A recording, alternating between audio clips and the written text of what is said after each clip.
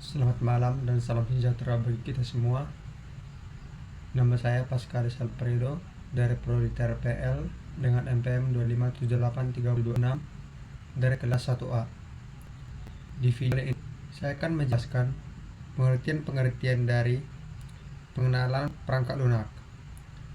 Topik pertama yaitu perangkat lunak dan rekayasa perangkat lunak. Perangkat lunak atau software adalah kumpulan instruksi atau program yang memberitahu komputer apa yang harus dilakukan. Ini adalah bagian yang tidak terlihat dan non-fisik dari komputer. Contohnya seperti aplikasi, sistem, dan gen.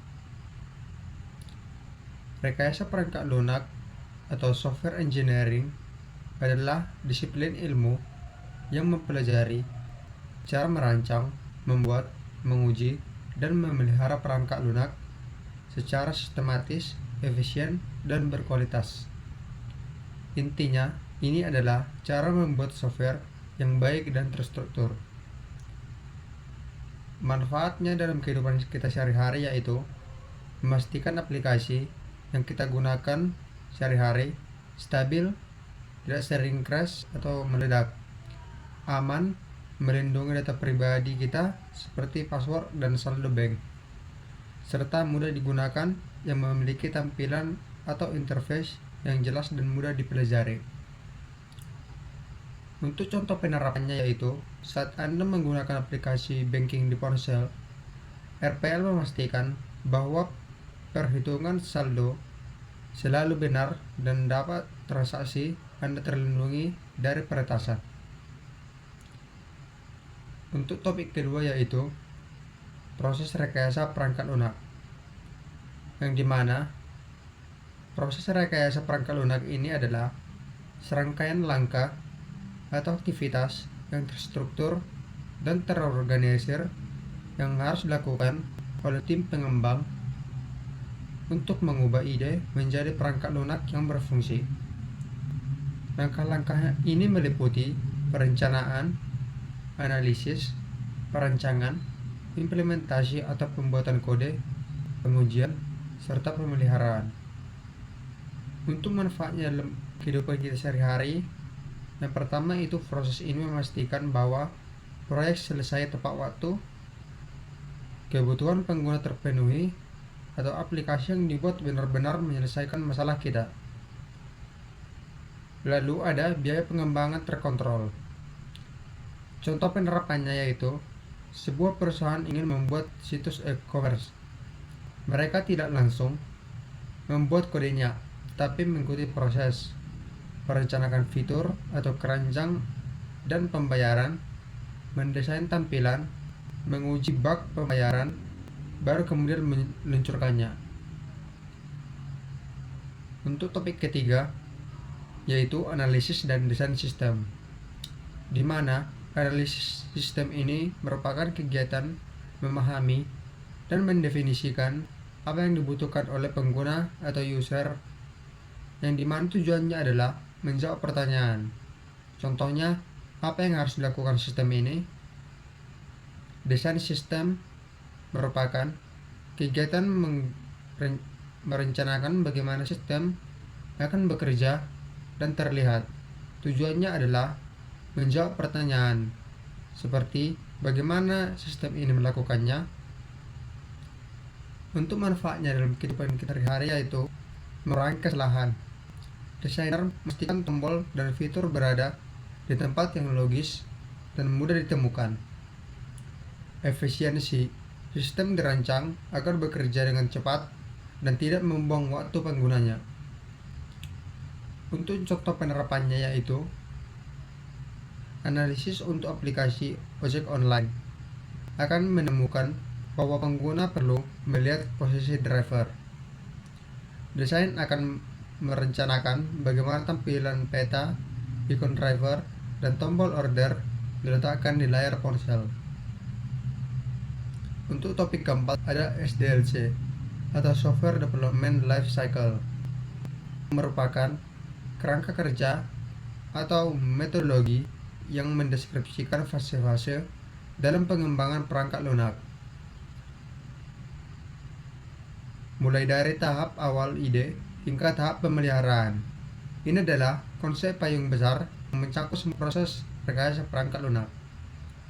Manfaatnya dalam kehidupan kita sehari-hari yaitu PLC memastikan semua aspek pengembangan dari keamanan hingga user experience tidak ada yang terlewatkan sebelum produk diluncurkan dan digunakan oleh publik. Untuk contoh penerapannya dalam kehidupan kita yaitu salah satu model SDLC, misalnya model waterfall, berjalan berurutan, sesuai equipment atau analisis, lanjut desain, lalu coding, dan lanjut testing. Untuk topik yang kelima yaitu RPL, pemrograman terstruktur. Pemrograman struktur adalah teknik pemrograman yang menekankan pada penggunaan subroutine atau fungsi ataupun prosedur dan kontrol alur yang jelas, menghindari pengguna perintah goto atau perintah lompat yang membuat kode sulit dilacak. Program dibagi menjadi blok-blok kecil yang logis. Manfaatnya dalam kehidupan kita sehari-hari adalah yang rapi, memudahkan programmer untuk membaca dan memperbaiki bug. Logika yang mudah dipahami, kode menjadi lebih terorganisir dan juga stabil. Contoh penerapannya yaitu membuat sebuah fungsi bersama hitung total belanja yang hanya bertugas menjumlahkan harga barang dan melakukan hal lain. Untuk topik yang keenam yaitu pemrograman berorientasi objek atau OPP. OPP adalah paradigma pemrograman yang berfokus pada objek seperti benda nyata yang memiliki properti atau sifat dan metode atau perilaku. Konsep utamanya meliputi encapsulation, inheritance, dan polymorphism. Untuk manfaatnya dalam kehidupan kita sehari-hari yaitu fleksibel, kode mudah diubah dan dikembangkan. Reusabilitas, programmer dapat menggunakan kembali objek yang sudah ada untuk membuat program baru untuk menghemat waktu. Dan contoh penerapannya yaitu membuat objek mobil. Mobil memiliki properti seperti warna dan merek, serta metode maju rem. Jika kita membuat objek truk bisa bervariasi atau inheritance properti ini dan metode dari mobil. Untuk topik yang terakhir yaitu topik 7, UML atau Unified Modeling Language. Pengertian dari UML yaitu bahasa visual standar atau berupa diagram serta gambar yang digunakan untuk memodelan, mendokumentasikan, dan memvisualisasikan desain dari sebuah sistem perangkat lunak. Manfaatnya dalam kehidupan kita sehari-hari yaitu komunikasi, memudahkan programmer, desain, serta klien untuk berbicara dalam bahasa yang sama atau gambar daripada hanya teks.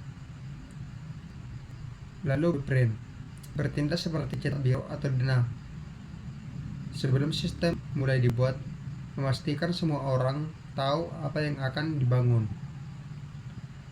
Untuk contoh penerapannya yaitu diagram use case dalam UML menunjukkan siapa pengguna sistem, misalnya pelanggan, dan apa yang bisa melakukan seperti memesan tiket, melihat jadwal, dan lain sebagainya.